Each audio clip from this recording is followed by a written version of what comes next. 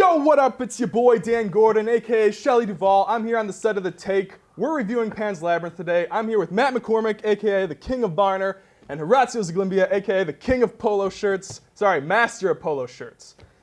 Not even a king? Yeah. Why are you talking like that? You know, it's like the intro. You gotta big up the energy level. Yeah. You gotta take This it. like sucks you people gotta in. take it from the bottom to the top. This is when people decide if they're gonna turn off the show. Right, but or why? not. You don't talk like that. We gotta be the Little John song of TV. What?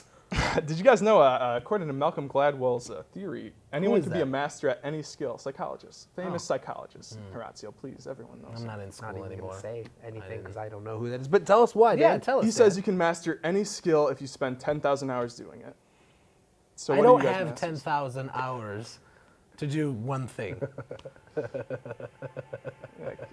Theme song.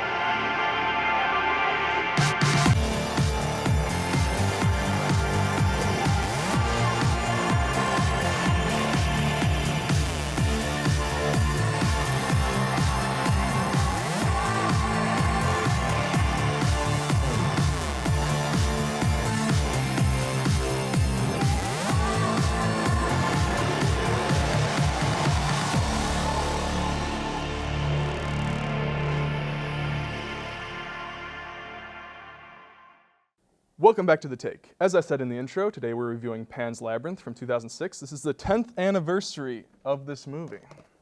I have the You have the movie Steelbook there. Blu-ray I right read here. on IMDB that it was 2007, actually. It was, Maybe that's the North American release. well, I mean, I checked IMDb today, and it was 2006. Well, speaking of IMDb, here's the synopsis from that website. In fascist Spain of 1944, the bookish young stepdaughter of a sadistic army officer escapes into an eerie but captivating fantasy world. That is a very good synopsis. We have a clip. Let's take a look. No sois hija de hombre. La luna os engendró en vuestro hombro izquierdo. Encontraréis una marca que lo confirma. Por todo el mundo, vuestro verdadero padre hizo abrir portales que permitieran vuestro regreso. Este es el último de ellos. Pero debemos asegurar de que vuestra esencia no se ha perdido. Que no os habéis vuelto una mortal. Habréis de pasar 3 pruebas antes de la luna llena.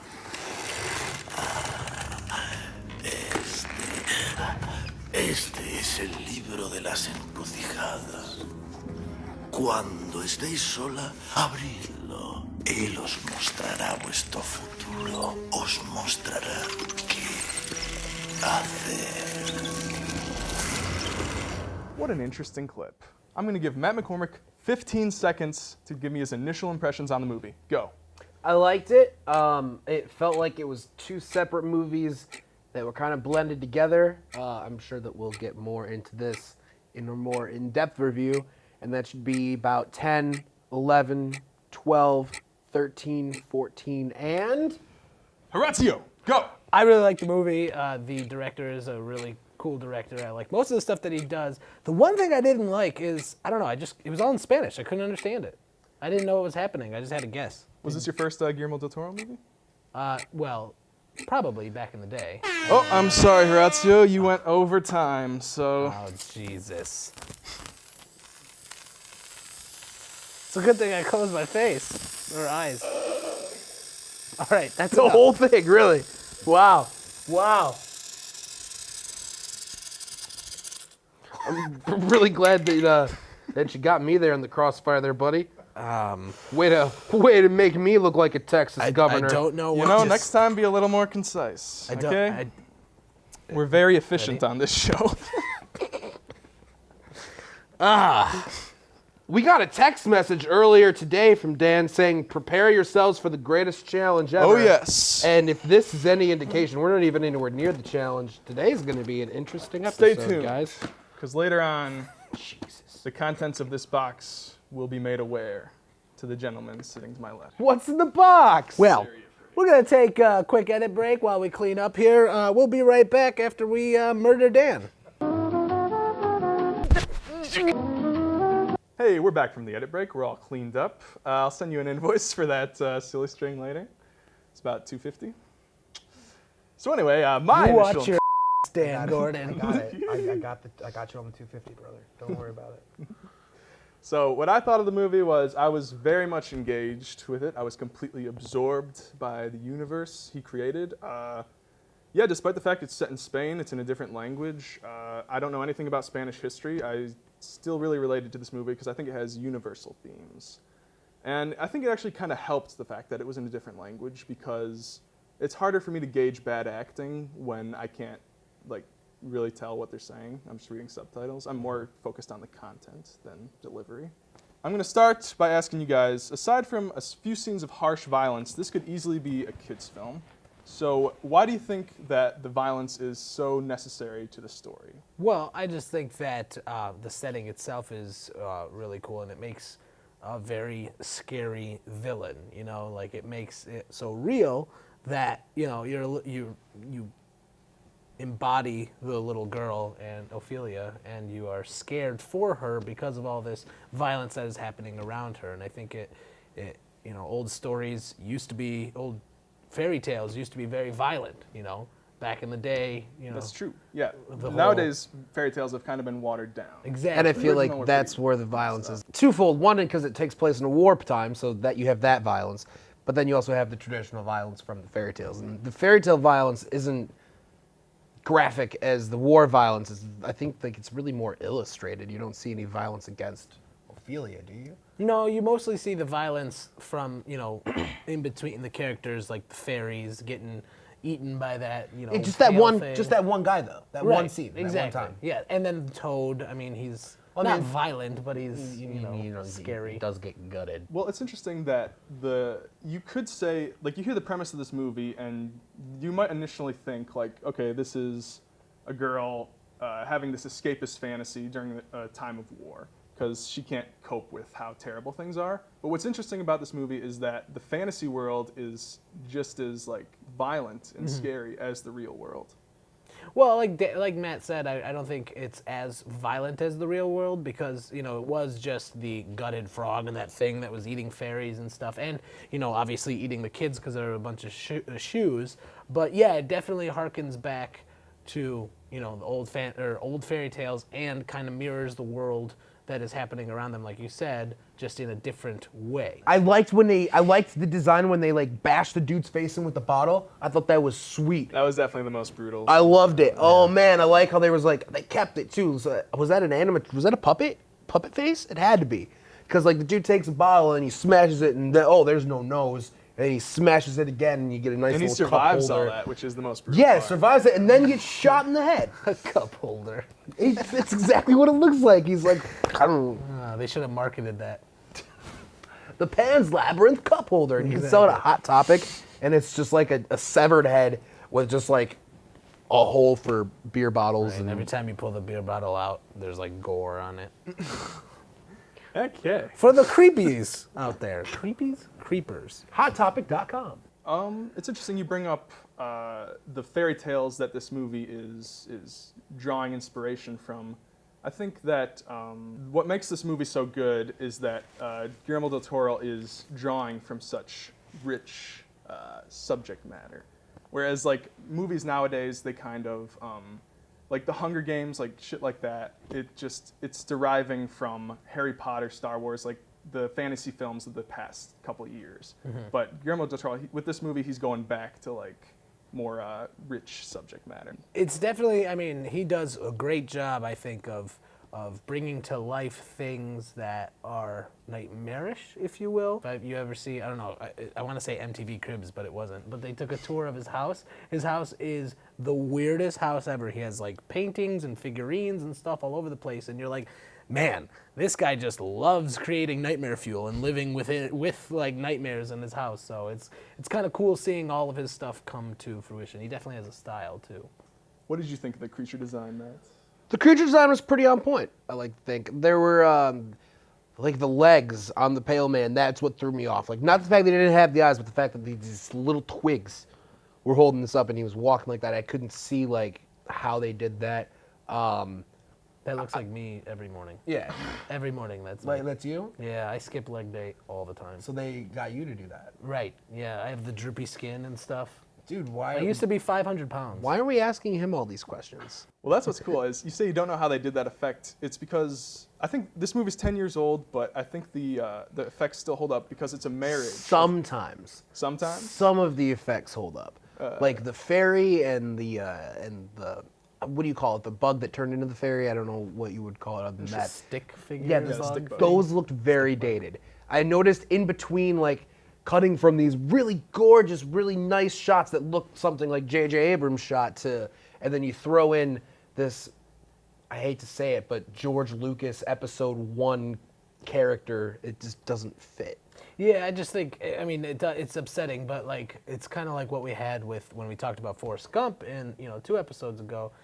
It was the gumping scenes were great back in the day, but now they don't stand up. And I think it's the same thing. I thought the same thing. I was like, wow, this is plasticky and weird, and I wish they would just cut back to like the actual, animatronic, puppet and. Which they have a lot of. Like the toad is definitely there. The fawn, that's obviously an actor. That's not motion capture. Same thing with the I love the pale man. design of the fawn. Yeah, That I was was very gonna say, unique. like, his eyes were definitely. Did you what guys drew me see to that it. throughout the movie? Did you notice throughout the movie that he got like better looking and cleaner and younger looking? Yeah, he started out old. Yeah, kinda decrepit. blind eyes. Exactly, and he just came back. Yeah, the effects are definitely at their best when they're combining practical with CG. Like you said, like with the legs. I think the Pale Man outfit was mostly practical, but the legs were just CG'd out. And that's when effects age the best. I think nowadays, if they remade Pan's, not that I don't remake Pan's Labyrinth, but if they did, things would look better because they have better compositing skills and better videographical skills. Until you hear Zack Snyder's directing. Well, then you run screaming. Huh. Oh my god. What? What's that on the ceiling? Looks like a commercial? I think it is. I don't know what you guys are talking about.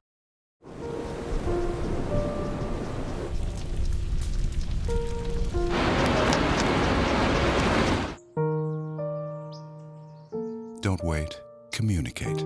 Make your emergency plan today. Welcome back to The Take. Now, boys, this film is almost universally acclaimed. I went looking for bad reviews of it to find talking points for this show, and I really couldn't find any. The only thing that people agree on that is kind of weak about this movie is maybe the characters are a little flat, and the scene, specifically the scene where Ophelia's doing the Pale Man challenge and she eats the grape. Everyone thinks that's a too dumb to live moment. I actually feel like the fantasy sequences are the weakest sequences of the movie. They don't fit in well with the kind of, I get like the whole escaping from reality, which is fine. It's just like, if you want to go for the Lion, the Witch, and the Wardrobe, be the Lion, the Witch, and the Wardrobe. And if you want to be a Spanish Revolutionary movie, be that.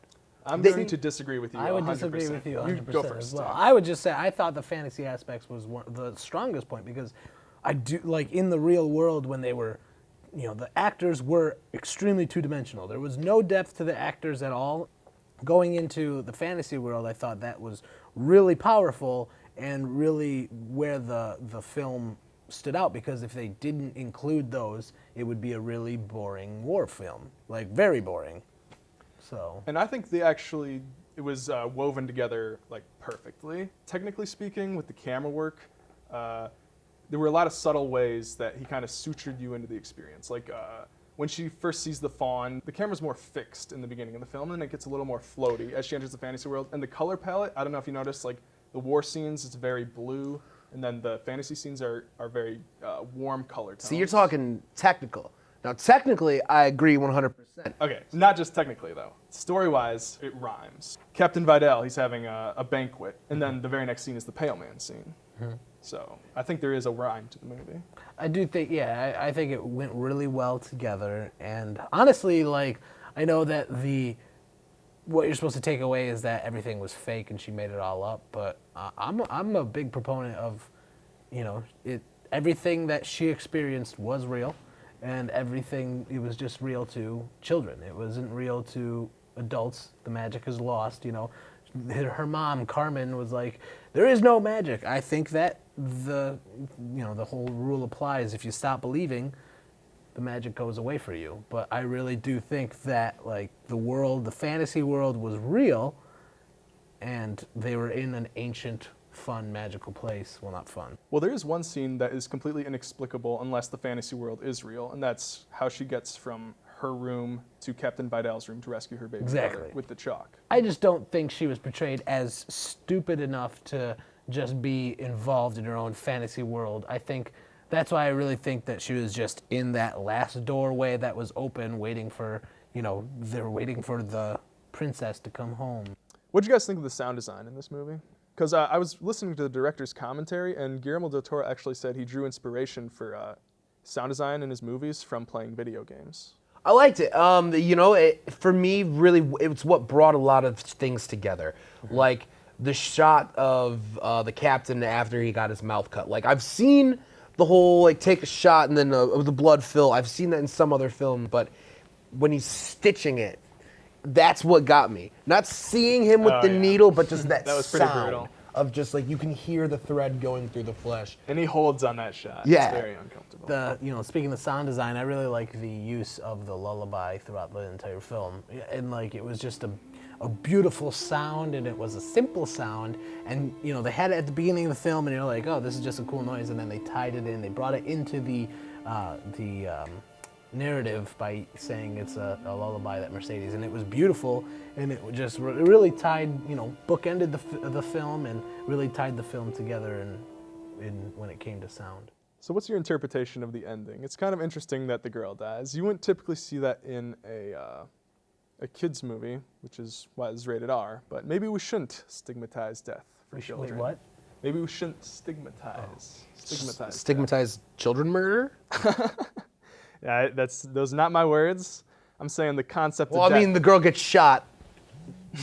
I'm just saying. Spoiler warning. In our culture, we instill a fear of death in our youth, whereas like in Mexico, Day of the Dead, death is seen as a celebratory thing. Do you realize that this was in Spain?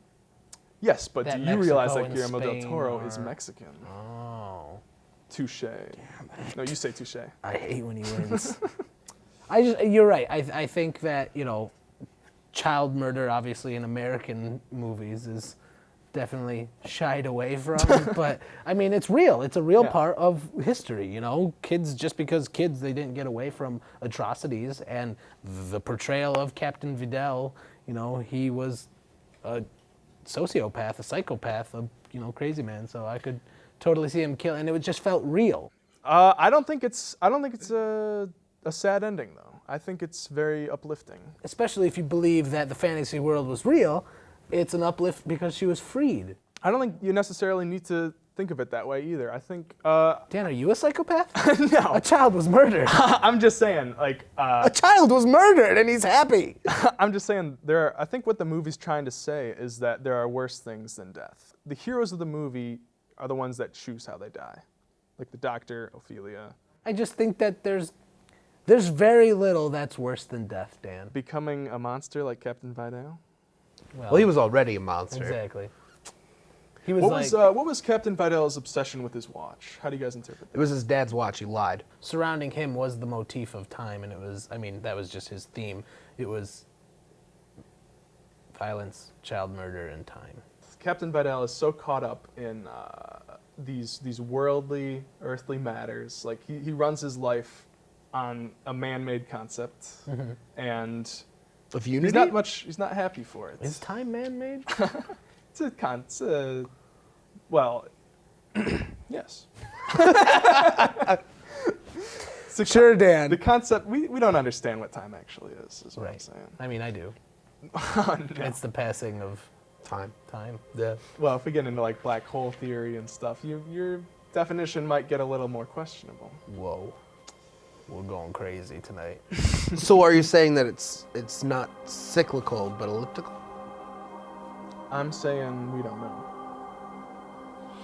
Tune in next time, and we'll tell you the answers. We probably won't. What'll end up happening is they'll like say, let's watch Interstellar, and then we'll have like a 20-minute discussion about time travel and not have any answers for you. That's a black hole that we could fall into. That's true. A lot of time travel movies.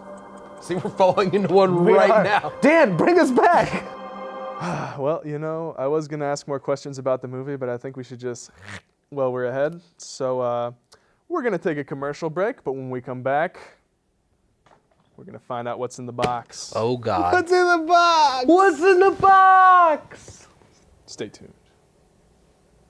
Dan, you forgot the review. I give it 4.5 toads. Matt, what do you give Pan's Labyrinth out of 5 stars? I'm gonna give it 4.5. Horatiu, what do you give Pan's Labyrinth out of 5 stars? I give it 4 out of 5 fawns.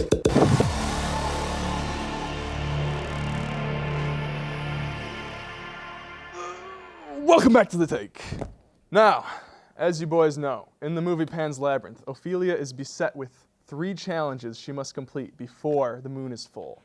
And as you also know, I he hate always this part of records a this goddamn podcast show. at the witching hour. And the moon is about to be high in the sky right now. No, it's not. 4:35 o'clock in the afternoon. The witching hour is at 3 in the morning. Zip it! We're going to do a little challenge in the vein of the Pale Man Challenge. Oh, God. Do we have to eat food? As you recall, in the Pale Man Challenge, a vast, delectable, is that a word? Yeah. Banquet is set before her, and she's not allowed to eat the food. So I have prepared here a meal for you guys I won't eat it. I don't that like is this. equitable and just as irresistible. And I'm going to set it in front of you. And whoever eats first loses the challenge. You have to go the whole show. And I know what you guys are thinking. Oh, Daniel, you're so handsome. Daniel, you're so smart. No one's thinking that. And Daniel, hey, I'm just gonna eat the food when the show's over. Wrong. The second the show's over, this gets whisked away back into my bag and I eat it all myself. So, That was Sour Patch good luck Kids, resisting. Well, I knew that would be the piece de resistance. for See, Matt. like, I'm fine with all of these foods. I could gladly not eat any of them, but What a that, Krispy but Kreme, that though. drink though. I know. Now, like, here's what's at I stake. need that to like function. gotcha. Whoever does not partake of this banquet, this smorgasbord, gets to pick the movie we review next month. So who's it gonna be? Now we're gonna try a new segment. I'm gonna list a set of 2 movies. Smells like chicken strips. And you guys are gonna tell me which ones you prefer. Now these are called twin films because they are very similar in their basic premise, but they were released by different studios at the same I time. love this. Yeah, this So, sounds cool. you have about 2 seconds to respond. Dan usually doesn't come up with good ideas. Platoon or Full Metal Jacket? Full Metal Jacket. Oh God, I haven't seen either. Ants or A Bug's Life? Bug's Life. Bug's Life. Ants. Saving Private Ryan or The Thin Red Line? Private Ryan. Private Ryan. Although I haven't seen The Thin Red Line either. Who are you? Observe and Report or Paul Blart Mall Cop? Paul Blart. Paul Blart over Observe and Report? Paul Blart. Yeah. Oh God. Now hold on, I haven't seen either of those movies. For the record, I'm just saying if I were to see them, I would see Paul Blart over Observe and Report. I don't quite remember. because I don't Observe even. and Report. Yeah, who's in Observe and Report? It's Seth Seth Rogen. Rogen. I don't remember. Wait, is it James Franco in it too? No. Doesn't he? I don't give a. Oh. Paul Blart, Mall Cop. You. The Road or Book of Eli? Book Road. of Eli. The Road is Road. just too sad. Oh, God. Oblivion or After Earth? Which is the one with Will Smith? After Earth. Not that one. Olympus Has Fallen or White House Down? Olympus, Olympus has has fallen. White House Down, baby. What? Hold on, I want to know Arms why you next think that's a time. real thing. The franchise that is Olympus Has Fallen is besmirched with a sequel. White House Down didn't get a sequel. The Truman Show or Ed TV? Truman Show. Yeah. Deep Impact or Armageddon? Deep Impact. I loved Armageddon. And finally, Godspell or Jesus Christ Superstar? Neither. I haven't seen either. Neither are real, so why waste my time? We don't like you right now, Dan. All right, well, we're going to take a quick edit break to let these guys get cleaned up. I'm not. I'm staying just like this rest of the show. We'll be right back. It's intermission time. We're back. Take it, Matt.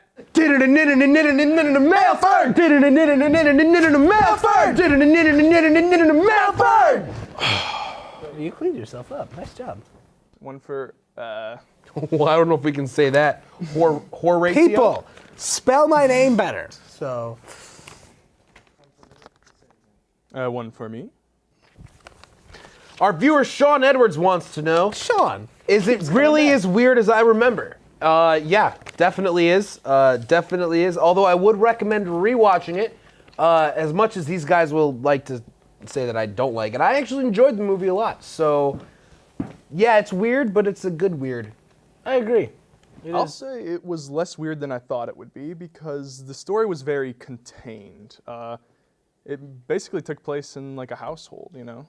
I didn't know that it had like a real world element to it. I thought that it took place entirely in that fantasy element. Yeah, I was picturing like a Labyrinth, David Bowie Labyrinth. Exactly, and that's what I feel like turned me off to smaller it scope, smaller scale. Well, that's what you guys Not necessarily get criticism. for, just- you know, thinking of David Bowie. Our viewer Katie Meebrod asks, what deciphers real from fantasy in a movie like this? I feel like the message is that you can't be entirely sure. Like what you perceive as real is real. So like to her, all the fantasy stuff was real because in her perception, in her existence, it was real, but it wasn't. So maybe it's not what is real, but what's real to who. All of it was real, Katie. The question for Horacio, cameraman Brian, Brian! is this Guillermo? Geronimo El Say Toro. Del Toro. El Toro. No. Del Arriba! Well, anyway, is this Guillermo del Toro's best film he's ever done? I think this is going to be considered his masterpiece because just from reading about the film online and interviews with him, it's pretty evident that he poured his heart and soul into this. He said he lost 45 pounds on the set of this movie. He nearly died making it. In the prologue on the Blu-ray there, and took a pay cut for this. He didn't accept any salary, and he didn't accept any back-end points either. So I it was all about know. the art. I know that the studio offered to double the budget to make it in English, Oh yeah. Yeah. and he. Well, that's artistic integrity for you. I got like on my see glass. that. Yeah, it's like I got on my eye. It's not that kind of. It's not that kind of show. It's not that kind of show. No. OUTV After Dark. I would take a 3 a.m. airtime slot if you could. If we get away could with do, more. yeah. Can we do that? Can we do that? Can we straight up just like take that to the end? We can't. Oh. Well, congratulations to Matt Horacio. McCormick, the winner of the challenge. I won the challenge. If you guys remember, in the film, Ophelia disobeys the fawn It's true. in all of her challenges, and that is what makes her a princess. Matt McCormick, you are our princess because you disobeyed my direct order not to drink that drink. Hell and yeah. now you get to choose the movie we review next month.